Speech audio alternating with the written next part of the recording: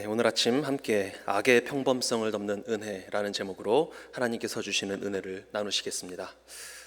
여러분은 의인이 되고 싶으십니까? 악인이 되고 싶으십니까? 둘 중에 하나 선택하실 수 있습니다. 뭐가 되시겠습니까? 여러분이 살고 계시는 이 캐나다 사회, 그리고 우리 조국 대한민국, 이 두 사회가 정의로운 사회였으면 좋으시겠습니까? 아니면 불의한 사회였으면 좋으시겠습니까? 이것도 여러분들이 만약에 선택하실 수 있다고 한다면 뭘 선택하시겠습니까? 굉장히 뻔한 질문이죠. 답은 뻔합니다. 정해져 있습니다. 의인이 되고 싶고요, 정의로운 사회에 살고 싶습니다. 그리고 정의로운 사회를 만들고 싶은 것이 우리들의 마음입니다.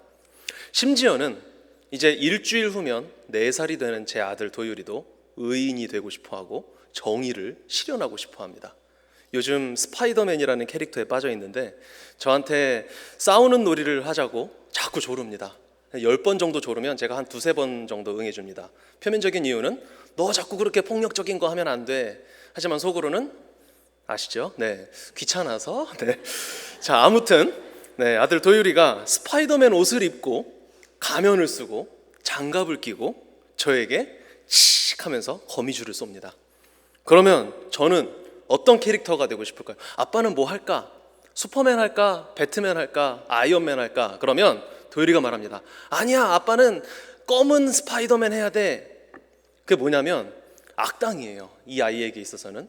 진짜 스파이더맨은 빨간색이잖아요. 저보고 검정색 블랙 스파이더맨을 하라고 합니다. 그러면 저는 자유의지가 없어요. 자유의지 없이 도율님께서 시키시는 대로 악당이 되어야 합니다. 검정색 스파이더맨이 되어 그 빨간 스파이더맨의 거미줄을 맞고 하면서 침대에 팍 쓰러져 줘야 합니다. 이거를 무한 반복해야 하죠. 개미지옥이라고 하나요? 네, 저는 빨간 오리지널 스파이더맨의 거미줄에 맞아서 죽는 검정색 스파이더맨, 악당, 정해진 운명으로 살아갑니다. 왜 나는 악당이어야만 할까 하는 의구심을 가진 채 어쩔 수 없이 아들에게 순종해야만 하는 저의 운명인데요. 여러분도 마찬가지 아니십니까? 놀이를 할 때뿐만 아니라 우리 인생에 있어서 의인이 되고 싶어하고 정의의 편에 서고 싶어하고 정의를 실현하고 싶어하는 것이 우리 인간의 일반적인 생각과 마음과 의지입니다. 의를 선호하는 것은 이 사회적인 면, 개인적인 면에서뿐만 아니라 종교적인 면, 영적인 면에 있어서는 더더욱 그러합니다. 강하게 나타납니다. 왜냐하면 이것은 우리의 내세, 천국, 즉 구원과 직접적으로 연결된 문제이기 때문입니다. 구약 성경 레위기에서 하나님께서는 이스라엘 백성들에게 율법을 주셨습니다. 그들은 율법을 철저히 지킴으로 하나님 백성으로서의 정체성을 지키면서 살아갔고, 그 율법을 지킴으로 하나님 앞에서 그리고 다른 사람들 앞에서 의롭게 의인으로 살아가고자 최선을 다했습니다. 자, 여기서 질문 한 가지 드리겠습니다. 하나님이 율법을 왜 주셨을까요? 하나님이 율법을 주신 이유가 무엇일까요? 당연히 지키라고 주셨겠죠? 율법대로 살라고 율법을 주신 것입니다. 그러면 율법을 잘 지키면 천국에 갈 수 있었을까요? 만약에 그렇다면 그 율법을 얼만큼 잘 지켜야 천국에 갈 수 있었겠습니까? 율법이 100개가 있으면 그 중에 몇 개를 지켜야 하고, 율법이 100%라고 하면 그 100%인 율법의 몇 퍼센트 이상을 충족시켜야 천국에 갈 수 있었겠습니까? 구약 시대에 대해서 저와 여러분, 우리가 일반적으로 갖는 오해가 바로 이 부분에 있습니다. 구약의 이스라엘 백성들은 율법을 지켜서 의인이 되어 천국에 갔다라는 생각을 하는 분들이 생각보다 많습니다. 구약은 행위 구원이었다라고 오해를 일반적으로 합니다. 하지만 아닙니다. 구약 시대에도 우리와 같이 믿음으로 천국에 갔다는 사실 아십니까? 신약 시대를 사는 우리는 이미 오신 그리스도로 오신 예수님, 예수 그리스도를 믿는 믿음으로 천국에 갑니다. 믿으십니까? 구약 시대에는 아직 오지 않으신 앞으로 오실 메시아는 히브리어거든요. 헬라어로는 그리스도입니다. 메시아가 우리나라 말로는 구원자, 그분, 아직 오지 않으신 앞으로 오실 메시아 그리스도를 믿음으로 구원 받았습니다. 그 믿음으로 구원받은 구약의 백성들입니다. 여기서 율법은 어떤 기능을 했냐면, 일단 율법을 받으면, 하나님께서 율법을 주셨죠. 그러면 사람은 당연히 그 율법을 지키기 위해서 노력을 하게 되어 있습니다. 하지만 아무리 최선을 다해도 율법을 완벽하게 지킬 수 없겠죠. 세상에 완벽한 사람이 어디 있습니까? 한두 개 정도, 최소한 한두 개 정도는 어기게 됩니다. 그러면 그 율법을 사람이라면 누구나 어길 수밖에 없고, 또 어김으로써 실패한 자신을 바라보게 됩니다. 그래서 양이나 염소나 소나 비둘기나 이런 제물을 잡아서 속죄제, 속건제라는 제사를 하나님 앞에 드림으로 회개하여 용서를 받습니다. 여기서 죄를 지은 것은 나인데 누가 죽습니까? 내가 아니라 제물이 죽습니다. 대신 죽습니다. 여기에 은혜가 있는 것입니다. 죄의 삭은 사망이어서 그 죄를 지은 내가 죽어야 하는데, 내 죄가 이 제물, 동물에게 전가되어 이 동물이 나의 죽음을 대신 경험하는 것입니다. 하지만 이 제사는 제사 드리는 본인도, 이 제사를 함께 드려주는 제사장도, 그리고 제사의 제물이 되는 동물도 완벽한 존재가 없지요. 다 허물이 있는 존재들입니다. 그렇기 때문에 반복적으로 드려야만 했습니다. 죄가 기억날 때마다 또 제사를 드려야 했고, 죄를 지을 때마다 또 제사를 반복해서 하나님 앞에 드림으로 계속 반복해서 제사 드리고 용서받는 것을 반복해야 했습니다. 그러나 그들은 그 제사를 드리며 이렇게 생각하고 고백하고 선언했습니다. 하지만 훗날 메시아께서 오시면 이 모든 것으로부터 나를 단번에 영원히 구원해 주실 것이다. 이 믿음으로 구약 백성들은 구원을 받았던 것입니다. 이 부분을 증거해 주는 말씀을 같이 보시겠습니다. 갈라디아서 3장 24절 말씀입니다. 함께 한 목소리로 읽어보실까요? 시작. 이같이 율법이 우리를 그리스도께로 인도하는 초등교사가 되어 우리로 하여금 믿음으로 말미암아 의롭다 함을 얻게 하려 함이라. 아멘. 한 곳 더 있습니다. 히브리서 7장 26절부터 28절까지의 말씀입니다. 시작. 이러한 대제사장은 우리에게 합당하니 거룩하고 악이 없고 더러움이 없고 죄인에게서 떠나 계시고 하늘보다 높이 되신이라. 그는 저 대제사장들이 먼저 자기 죄를 위하고 다음에 백성의 죄를 위하여 날마다 제사 드리는 것과 같이 할 필요가 없으니 이는 그가 단번에 자기를 드려 이루셨음이라. 율법은 약점을 가진 사람들을 제사장으로 세웠거니와 율법 후에 하신 맹세의 말씀은 영원히 온전하게 되신 아들을 세우셨느니라. 아멘. 율법의 역할을 간단히 말하면, 율법은 그 자체로 우리를 구원할 수 있는 것이 아니라, 율법 자체로 구원을 얻는 것이 아니라, 율법을 지키려다 실패하는 그 좌절을 통하여 역시 나는 안 되는구나 하고 그리스도 메시아께로 연결되는 것입니다. 메시아께로 인도하는 기능을 가지는 것이 바로 율법입니다.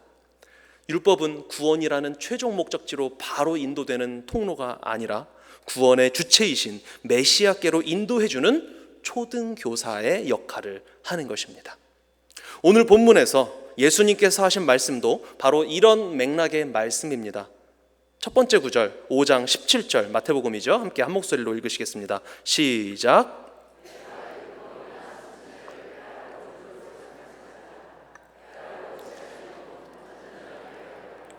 아멘. 예수님은 율법을 폐하러, 없애러 오신 것이 아니라 완전하게 완성하러 오셨다라고 말씀하십니다. 즉 율법을 지키려니까 안 되니까, 율법을 지키려고 했는데 안 되니까 회개해야 하고 수시로 제사를 드려야 했는데, 그리고 과거에는 아직 오시지 않은 앞으로 오실 메시아를 대망하며 바라보며 기대하며 그 메시아 대신 동물을 죽이면서 죄 용서를 반복적으로 받았는데, 사실 그때는 제물도 완벽하지 않고 제사장도 완벽하지 않고 제사를 드리는 본인도 완벽하지 않았기 때문에 계속 수시로 반복적으로 제사를 드려야 했는데, 이제는 완벽하신 하나님, 온전하신 아들 하나님 예수 그리스도께서 오셔서 더 이상 반복적인 제사를 드릴 필요가 없게 해주셨다라는 의미인 것입니다. 율법이 필요 없는 것이 아니라 그 율법을 완성하신 것입니다. 이 말씀의 의미는 오늘 같이 읽은 이 마태복음 본문의 마지막 절의 말씀에서 더 확실해집니다. 예수님이 살고 계셨던 당시의 시대도 구약 시대의 연장선상에 있었죠. 율법을 받은 지 이미 1000년 이상 지났음에도 불구하고 유대인들은 율법대로 살아가기 위해 여전히 애쓰고 있었습니다. 그런데 그런 유대인들 중에 율법을 제일 잘 지키는 사람이 있었습니다. 그들이 누굴까요? 바로 본문에 등장하는 서기관과 바리새인들입니다. 마태복음 5장 20절 말씀입니다. 함께 읽으십니다. 시작. 내가 너희에게 이르노니 너희 의가 서기관과 바리새인보다 더 낫지 못하면 결코 천국에 들어가지 못하리라. 아멘.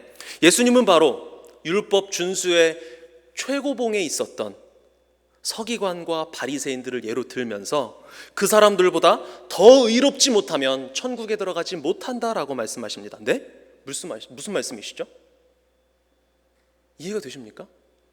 다시 말씀드리지만 당시 유대인들은 그렇게 율법을 열심히 지키려고 노력을 했는데 그들 중에 제일 많이 노력하고 공식적으로 의롭다라고 아주 자랑할 만한 사람들이 서기관과 바리새인들이었습니다. 그런데 이렇게 율법을 목숨만큼, 어쩌면 목숨보다 더 소중히 여기는 서기관과 바리새인들이 가진 의로는 천국에 가지 못한다는 겁니다. 오히려 그들보다도 더 나은 의가 있어야만 천국에 간다라고 지금 예수님이 말씀하고 계십니다. 더 심각한 사실은 무엇이냐면 이 말씀은 단순히 자, 서기관과 바리새인들의 의가 여기 있는데 이 선을 넘기기만 하면 된다, 여기보다 조금 더 좋은 의, 나은 의가 있으면 된다라는 의미가 아니라 훨씬 더 심각하게 비교 대상을 훨씬 더 아주 뛰어넘는 것을 말씀하십니다. 여기서 사용한 헬라어 원어 페리시오라는 단어는 비교 대상보다 조금 더 나은 것을 말하는 것이 아니라 훨씬 뛰어넘어서 완벽에 가깝게 차원이 다른 완벽함이라는 의미를 가지고 있는 단어입니다. 쉽게 말하면 차원이 다른 의, 더 나은 아주 다른 차원의 의의를 가지고 있어야 한다는 것입니다. 여기에 기반하여 예수님의 말씀 5장 20절 마태복음 이 말씀을 풀어서 표현하면 이렇습니다. 내가 너희에게 이르노니 너희가 서기관과 바리새인의 의와는 차원이 다른 완벽한 의의를 갖지 못하면 결코 천국에 들어가지 못하리라. 충격 아니겠습니까? 그리고 이에 대한 결론으로 같은 장에서 예수님이 쭉 말씀하시다가 뒷부분에 같은 장 마태복음 5장 마지막 절 48절에서 다음과 같이 말씀하십니다. 그러므로 하늘에 계신 너희 아버지의 온전하심과 같이 너희도 온전하라. 영어로는 be perfect, 완벽해져라. 의에 있어서 완전히 완벽함, 빈틈없이 완벽한 100% 의, 하나님과 동일한 수준의 완벽한 의의를 가져야만 천국에 갈 수 있다는 것입니다. 이건 천국에 가지 말라는 거 아닙니까? 하나님이 가지신 의의를 어떻게 가지라는 겁니까? 그걸 가져야만 천국에 갈 수 있다는 거면 당시 사람들 중에 가장 의로운 것으로 평가되었던 서기관과 바리새인들보다도 나은 그 차원을 뛰어넘는 완벽한 의의, 그것을 가져야 하니까요. 그들에게는 굉장히 충격적인 말씀일 수밖에 없었습니다. 아무튼 오늘 이 본문 말씀의 결론이 나왔습니다. 천국에 가려면 하나님의 의만큼 100% 완벽한 의가 있어야만 한다. 하나님 수준의 완벽한 의, 다른 말로 하나님의 의가 있지 않으면 구원받지 못한다, 이것입니다. 자, 여러분들은 얼마나 의로우십니까?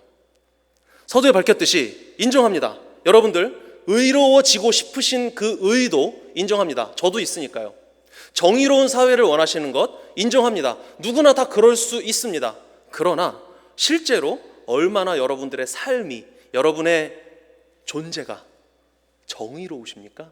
의로우십니까? 나는 하나님만큼 의롭다 라고 말하실 수 있겠습니까? 이렇게 말할 수 있는 사람은 더더욱 없겠죠.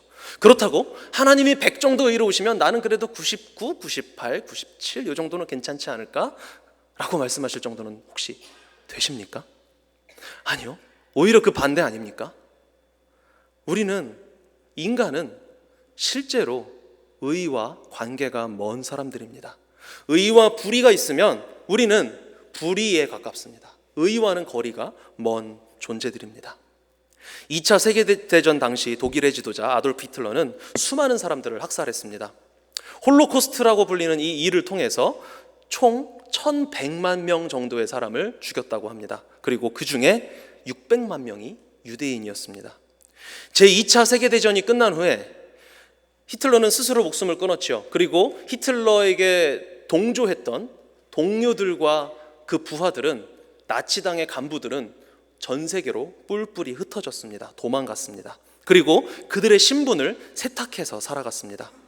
얼마 후에 이스라엘이 국가로서 건국되고 이스라엘의 정보기관인 모사드라는 단체에서 홀로코스트, 유대인들을 600만 명이나 죽인 이 사건의 전범들을 추적하기 시작합니다.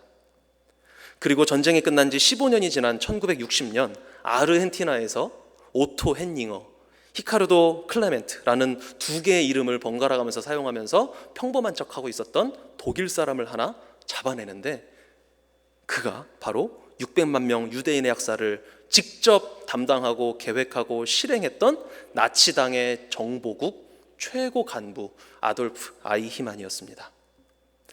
그는 이스라엘 예루살렘에서 유대인에 대한 범죄, 인간성에 대한 범죄, 전쟁 범죄, 그리고 범죄 조직에 가담한 죄 등의 항목으로 재판을 받습니다. 그런데 이 아돌프 아이히만은 자신의 잘못을 인정하지 않습니다. 오히려 처음부터 끝까지 자신의 무죄를 주장합니다. 그 무죄의 근거가 무엇이냐면 자신은 단지 국가에 충성했을 뿐이라는 것입니다. 그리고 자신의 행동은 단지 위에서 내려온 명령을 수행한 것 뿐이었다라는 것이었습니다. 단지 국가가 부여한 임무를 군인으로서 행했다는 것이 어떻게 죄가 될 수 있느냐? 나는 시키는 대로 했을 뿐이다. 내가 무슨 잘못을 했냐? 잘못을 했다면 명령을 내린 사람이 잘못이지 나는 그걸 따라서 한 것뿐인데, 군인이 명령으로 죽고 사는데 어떻게 내가 유죄일 수 있느냐? 이런 주장을 펼치면서 나는 무죄다 라고 계속해서 자신을 변호했습니다. 하지만 결국 1961년 12월 15일에 사형 선고가 내려졌고 1962년 6월 1일에 교수형이 집행되어서 사망했습니다. 독일에서 태어난 유대인으로서 나치 통치 초기에 미국으로 온 가족이 망명해서 미국에서 살았던 정치 철학자 한나 아렌트라는 사람이 있는데요.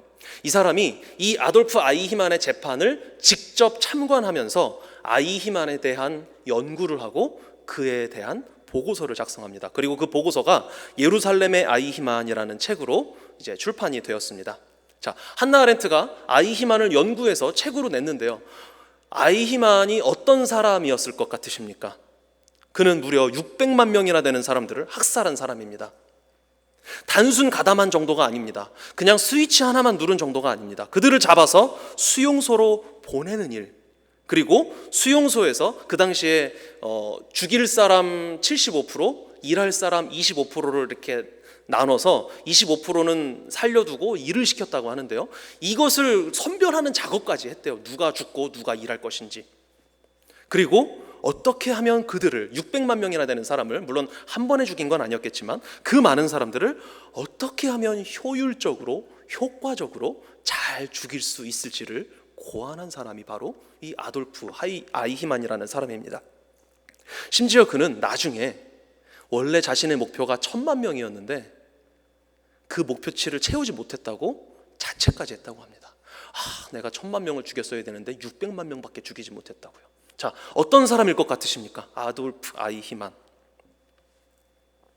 그리고 이게 다가 아니죠. 죽는 순간까지, 보통 사람이 죽음을 앞두게 되면 자신의 삶을 되돌아보게 되고 반성을 하게 되는데, 죽는 그 순간에도, 사형장에서도 자신의 억울함을 호소했다고 합니다. 다시 한번 추측해 보십시오. 어떤 사람일 것 같으십니까? 정말 악마 같지 않습니까? 그런 아이히만을 이 한나 아렌트라는 정치 철학자가 직접 관찰하면서 분석했습니다. 그런데 그 결과는 정말 충격적이었습니다. 아렌트에 의하면 아이히만은 그저 자신이 맡은 바 역할을 충실히 수행하는 마치 옆집 아저씨와 같은 성실하고 평범한 남성이었다고 합니다. 그리고 이 아렌트의 의뢰로 정신과 의사들이 이 아이히만에 대한 정신 감정을 하는데요. 그 결과도 아렌트의 이 말을 뒷받침합니다. 아이히만이 미치광이가 아니라 오히려 긍정적인 사고를 가진 평범한 사람, 길거리에서 웃으면서 인사할 수 있는 옆집에 사는 아저씨와 같은 정말 평범한 사람이었다라는 것이 정신감정의 결과이기도 했습니다. 아이히만은 아마도 실제로 군인으로서 주어진 명령에 충실하고 승진을 위해 노력한, 자신의 행정 능력을 극대화시키면서 자신의 온 열정을 자신의 일에 쏟아부은 성실한 사람이지, 피해 굶주린 미치광이, 사이코패스 이런 살인마가 아니었다는 것입니다. 여기서 악의 평범성, banality of evil이라는 개념이 나옵니다. 악은 악마적인 본성에서 기인하는 것이 아니라 평범한 인물들이 체제 속에서 무비판적으로, 그러니까 아무 생각 없이 자신에게 주어진 명령에, 자신이 속한 시스템, 자신이 속한 단체, 자신의 상관의 명령에 순응하고 순종할 때 발생한다는 것입니다. 즉, 자신에게 주어진 명령에 대한 비판적인 고찰과 성찰 없이 단순히 그것을 수행하기만 하면 그것이 선인지 악인지 의인지 불의인지 구분할 능력이 사라져버린다는 것입니다.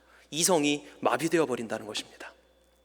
그리고 아이히만이 바로 그런 상태였다는 것입니다. 이 악의 평범성이라는 개념에 기인해서 아렌트는 아이히만이 사형받는 것은 당연한 것이다 라고 하면서도 한편으로는 아이히만 역시 평범한 인간 중 하나였을지도 모른다라는 의문을 던졌습니다. 한나 아렌트 정치철학자, 이런 결론을 내린 이 사람도 유대인이었습니다. 그리고 그의 가족도, 친구들도, 친척들도 아마 그 600만 명에 포함되어 있었을 것입니다. 이 한나 아렌트라는 사람이 아무리 미국의 망명에서 살았다고 한들 아이히만에 대한 동정심이 있었겠습니까? 편견이 있었겠습니까? 그런데도 이런 결론이 나오니까 이제 아렌트의 이러한 주장은 유대인 사회에서, 그리고 지식인 사회에서 엄청난 비판을 받게 됩니다. 왜냐하면 아돌프 아이히만은 악마여야만 하거든요. 어떻게 악마가 아닌 나와 같은 인간이 600만 명이라는 엄청난 사륙을 저지를 수 있는가? 여러분들도 그렇게 생각되지 않으십니까? 그런 아이히만과 같은 그런 미치광이 살인마 같은 자가 나와 동급이다? 이것은 참 받아들이기 힘든 사실입니다. 그러나 한나 아렌트가 말하고자 했던 바, 이 악의 평범성의 개념을 우리는 진지하게 생각해 볼 필요가 있습니다. 우리 인간은 사실은 자연스러운 상태로 그냥 두면 선이 아니라 악으로 기울어질 가능성이 훨씬 큰 존재들입니다. 누구나 의식적으로는, 이성적으로는 악인보다는 의인이 되고 싶어 하지만 자신에게 주어진 환경과 임무에 대한 끊임없는 반성과 성찰과 비판이 없이는 본인도 모르는 사이에 아이히만과 같은 끔찍한 학살자가 되어 있을지도 모른다는 것입니다. 악의 평범성. 한나 아렌트는 이렇게 말했습니다. 악이란 뿔 달린 악마처럼 별스럽고 괴이한 존재가 아니며 사랑과 마찬가지로 언제나 우리 가운데 있다. 동의가 되십니까? 인간에게 의의가 있냐고요? 그래도 의로운 구석이 조금이라도 있지 않냐고요? 휴머니즘, 인간성, 인본주의, 여기서 희망을 조금이라도 혹시 찾고 싶으십니까? 세상은 말하죠. 우리에게 희망이 있다고요. 열심히 하면 된다고요. 평화를 이루어낼 수 있다고요. 아닙니다. 오히려 악의 평범성이라는 이 개념이 우리 인간의 실상을 잘 설명해 주고 있습니다. 국제관계가 인도적으로, 이상적으로 선한 의도에 의해서 굴러가고 이루어지는 것을 혹시 본 적이 있으십니까? 역사적으로 그러한 적은 단 한 번도 없었습니다. 약육강식의 자연 생태계와 다를 바가 없습니다. 평화에 대한 거짓된 환상을 버려야 합니다. 국가 간의 평화, 전 세계 평화는 어떻게 지켜집니까? 정말 진심으로 우리나라와 저 나라가 서로를 사랑하고 위하는 마음이 너무너무 충만해서 아름답게 두 손 맞잡고 샤랄라 하고 하는 그런 아름다운 평화입니까? 그런 평화는 이 세상 어디에도 존재한 적도 없고 현재도 존재하지 않으며 앞으로도 존재할 수가 없습니다. 손에 손잡고 벽을 넘을 수 있습니까? 아니요. 손잡으면 벽을 못 넘습니다. 힘의 균형이 있기 때문에 평화가 이루어지는 것입니다. 내가 저 나라를 쳐들어가면 손해가 막심할 것 같으니까 안 하는 것입니다. 대한민국이 누리고 있는 평화는 주변국들과 룰루랄라 좋은 관계에서 주어지는 평화가 아닙니다. 미국, 중국, 일본, 북한, 러시아 그리고 유럽의 여러 나라들이 있는데 이런 국가의 관계 속에서 누군가가 다른 누구를 공격하는 것보다는 가만히 있는 게 더 이득이기 때문에 평화가 지켜지고 있는 것입니다. 안 그러면 군대는 왜 있습니까? 군대의 주된 목적은 다른 나라를 쳐들어가는 것이 아니라 내 나라에 쳐들어오지 못하도록 나 이만큼 힘이 있어, 들어오면 너네 손해야, 그렇게 군대가 있는 것 아닙니까? 국방 예산을 그렇게 지출하는 이유가 무엇입니까? 전쟁 억지력이라는 것 때문입니다. 각국 간의 균형이 어느 정도 맞기 때문에 평화가 유지되고 있는 것입니다. 이게 무너지면 언제든 어디서든 크고 작은 전쟁과 전투가 발생할 수밖에 없는 것이죠. 이게 의로운 것입니까? 정의입니까? 겉으로는 의로워 보이죠. 평화로우니까. 그러나 그 내면을 들여다보면 정의롭지 않습니다. 이것은 국가 간의 관계뿐만 아니라 사회에서도, 학교에서도, 직장에서도, 가정에서도 마찬가지입니다. 부부싸움을 왜 안 하십니까? 언제나 사랑이 넘치십니까? 아니요. 여기서 내가 멈추지 않으면 안 될 것 같으니까. 서로 참고. 그러나 그것이 부부 관계인 것이죠. 사회적으로도 윤리적으로 그러한데 하나님 앞에서는 우리의 내면이 어떻겠습니까? 하나님 수준의 완벽한 의? 아니요. 그것은커녕 하나님 앞에 의로운 자는 단 한 명도 없다라는 것이 성경의 선언입니다. 로마서에서 사도 바울은 선언합니다. 기록된 바 의인은 없나니 하나도 없으며. 그렇다면 천국에 들어갈 수 있는 의, 구원에 이르게 하는 의, 마태복음 5장 20절에서 말씀하신 서기관과 바리새인보다 더 나은, 차원이 다른 완벽한 하나님의 의는 우리가 어떻게 얻을 수 있겠습니까?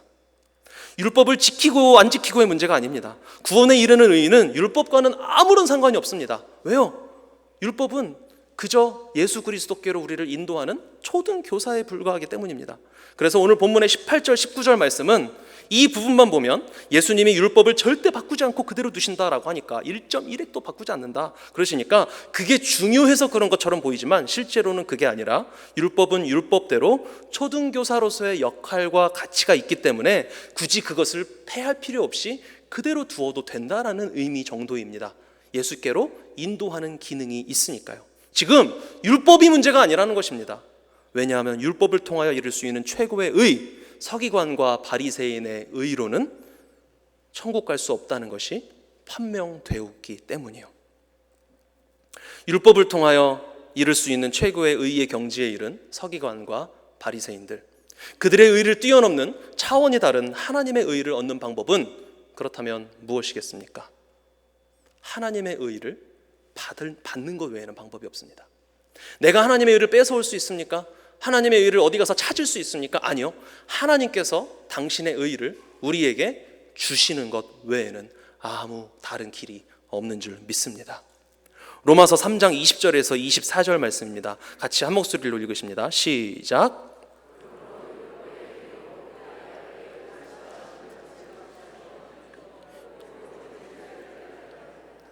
이제는 율법 외에 하나님의 한 의가 나타났으니 율법과 선지자들에게 증거를 받은 것이라. 곧 예수 그리스도를 믿음으로 말미암아 모든 믿는 자에게 미치는 하나님의 의인이 차별이 없느니라. 모든 사람이 죄를 범하였음에 하나님의 영광에 이르지 못하더니 그리스도 예수 안에 있는 속량으로 말미암아 하나님의 은혜로 값없이 의롭다 하심을 얻은 자 되었느니라. 아멘.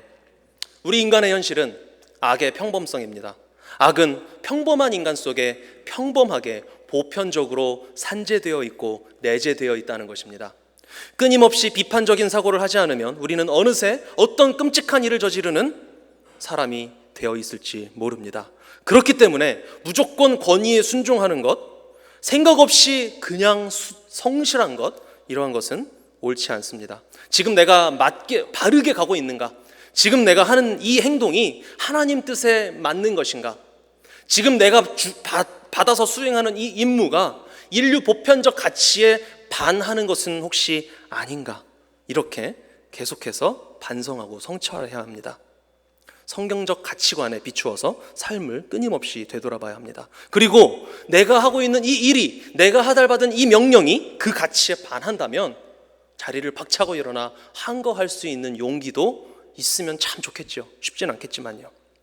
그러나 이것만으로는 충분하지 않습니다. 아무리 우리가 반성과 성찰을 통하여 평범함 속에 숨어있는 악을 표면 위로 끌어올리지 않고 꾹꾹 누르면서 의로운 행세를 하며 살아간다고 할지라도 그 의는 하나님 앞에서는 아무것도 아닙니다. 하나님 앞에서는 그것도 불의, 악일 뿐입니다. 왜냐하면 하나님의 의는 순도 100%의 의이기 때문입니다. 하나님이신 아들 예수 그리스도의 의가 필요한 이유가 바로 이것입니다. 예수님 없이는 우리는 그저 죽어 마땅한 죄인들입니다. 지금 당장 지옥에 던져져도 할 말이 없습니다. 아돌프 아이히만, 아돌프 히틀러, 이런 사람들 또한 반인륜적인 범죄를 저지른 여러 살인마들이 또 있는데요. 물론 나쁜 사람들이죠. 사회의 질서과 안녕을 해쳤기 때문에 법의 심판을 받아야 합니다. 대가를 치러야 합니다. 그러나 하나님 앞에서는 받아들이기 힘들겠지만 그런 살인마들이나 우리나 다를 바가 없는 똑같은 죄인일 뿐입니다. 나에게 그러한 범죄를 저지를 만한 환경과 조건과 동기가 부여되지 않았을 뿐이지 악의 평범성 차원에서는 평범해 보이는 나도, 평범해 보이는 인간 누구라도 그러한 악을 내재한 채 살아가고 있는 것을 인정해야 합니다. 옆에 앉은 분들 한번 슬쩍 이렇게 쳐다보세요. 평범하게 생기셨죠? 혹시 범죄형 얼굴 있으신가요? 네, 평범하게 생겼더라도 그런 건데요, 옆에 분한테 그러실 것이 아닙니다. 왜냐하면 나를 바라봐야 하니까요. 내 속에도 단지 그런 악이 표면으로 드러나지 않았을 뿐이지 똑같이 죄인이다. 하나님 앞에서 이러한 의식을 갖고 겸손하고 겸허해져야 한다는 말씀입니다. 역사를 공부하면 오늘 예로 든 아이히만이나 히틀러와 같은 엄청난 악인들에 대해서 알게 됩니다. 또 뉴스를 보면 어떻게 저런 짓을 할 수 있을까 싶은 끔찍한 살인마들이 소식으로 전해지기도 합니다. 그런 내용을 접하면서 무슨 생각을 하십니까? 어떻게 사람이 저럴 수 있지? 어떻게 사람의 탈을 쓰고 저런 짓을 할 수 있지? 그렇게 생각하시죠? 맞습니다. 정말 끔찍하죠. 상상하기도 힘든 악이죠. 그런데 말입니다, 그 악은 마치 사랑과 같이 우리 주변에 흔하게 있으면서 단지 드러나지 않았을 뿐입니다. 지금 이 순간에도 내 안에 악이 숨어 있습니다. 다만 하나님의 은혜가 그 악의 평범성을 꾹꾹 눌러주고 계시는 것 뿐입니다. 그런 소식을 접할 때마다 어떻게 저럴 수 있느냐고 비판하고 비난하기 전에 그러실 수 있어요. 그러나 그 전에 그런 상황을 나에게 허락하지 않으신 하나님의 은혜에 먼저 감사해 보시면 어떨까요? 그리고 예수 그리스도의 십자가 부활과 죽음을 통한 의의 전가 없이는 나도 저런 악인들과 다를 바 없이 하나님의 저주를 받아 지옥에 떨어질 수밖에 없는 죄인, 악인, 불의한 자임을 인정하시고 그 구원의 은혜에 먼저 감사하고 감격해 보시면 어떨까요? 그 후에 비판하시고 어쨌든 사회의 질서와 안녕을 해쳤기 때문에 법에 의해 마땅한 대가를 치르는 것도 당연한 일이지요. 오늘 본문에 등장하는 서기관과 바리새인들, 그들도 평범한 인간들이었습니다. 오히려 유대인들 중에서는 가장 의로운 사람들이었습니다. 가장 성실하고 부지런하고 착한 모범생들이었을 것입니다. 그래서 그렇게 율법을 달달 외우고 성경을 항상 품고 다니고 율법을 철저히 지켰겠지요. 그리고 자신이 가지고 있었던 종교적 지식, 율법적 생활을 어떤 촌놈 하나가 나타나서 막 흐리고 다니는 거예요. 자신이 가진 기준으로 봤을 때. 그리고 본인이 하나님이래요. 그리고 병도 막 고쳐요. 그러니까 이 서기관과 바리새인들, 유대인들은 자신이 가지고 있었던 신념, 하나님에 대한 열정에 반하는 존재로 보고 예수님을 죽이는 데까지 이르렀던 것입니다. 이 바리새인들도 뿔 달린 악마가 아니라 오히려 아주 성실하게 착하게 종교 생활을 하고 있었던, 당시에는 가장 의로운 존재로 인정받았던 옆집 아저씨, 아주 성실한 평범한 사람이었던 것입니다. 그런데 그들은 예수님을 죽였습니다. 사도 바울도 마찬가지죠. 아주 열정적이고 성실하고 부지런한 사람이었습니다. 자신의 열심을 가지고 배운 대로 하나님께 충성하여 예수 그리스도라는 존재를 믿는 그리스도인들을 박해하고 다녔습니다. 그러나 하나님이 만져주시니까 그 열정이 바뀌어서 하나님을 향한 열정이 되었죠. 말씀을 마무리하겠습니다. 악의 평범성을 기억하시기 바랍니다. 악은 뿔 달린 악마의 형태로만 우리에게 찾아오는 것이 아닙니다. 우리가 바로 죄인입니다. 평범해 보이는 나에게도 그러한 죄성이 분명히 있습니다. 그렇기 때문에 먼저는 정신을 바짝 차리고 내가 지금 잘 가고 있는지 끊임없이 반성해야 합니다. 하나님의 말씀에 비추어 매일매일의 삶, 순간순간의 선택을 되돌아보고 또한 돌이킬 수 있어야 합니다. 그러나 그것만으로는 충분하지 않습니다. 하나님의 의, 예수 그리스도의 의가 십자가 사건을 통해 우리에게 주어졌음을 기억하시기 바랍니다. 우리가 천국에 가는 것, 우리가 구원받는 것은 예수님 덕분입니다. 예수님의 의가 우리에게 선물로 주어졌기 때문인 줄 믿습니다. 우리의 노력은 단 1%도 없습니다. 마지막으로 역사 속에서, 뉴스 속에서 흉악범에 대한 소식을 접할 때마다 혀를 차며 비난하기에 앞서서 나도 바로 저 자리에 있을 수 있는 죄인임을 인정하시고, 오늘도 내가 은혜 덕분에 내 안에 내재되어 있는 이 악의 평범성을 하나님의 은혜가 눌러주고 계시기 때문에 지금 이 자리에서 평범하게 살아갈 수 있음을 감사하시기를 부탁드립니다. 우리에게 의는 없습니다. 나에게는 의가 없습니다. 오직 예수 그리스도의 의 하나뿐임을 믿습니다. 그리고 무한하신 그 은혜 덕에 오늘도 나는 나의 죄성을 극단적으로 드러내지 않으면서 평범하게 살아갈 수 있음에 감사할 따름입니다. 이 시간 함께 찬양하실까요? 정결한 마음 주시옵소서 찬양하실 텐데요, 이 정결한 마음, 의로운 마음, 이것은 우리가 갖겠다고 결심하고 결단한다고 해서 가질 수 있는 것이 아닙니다.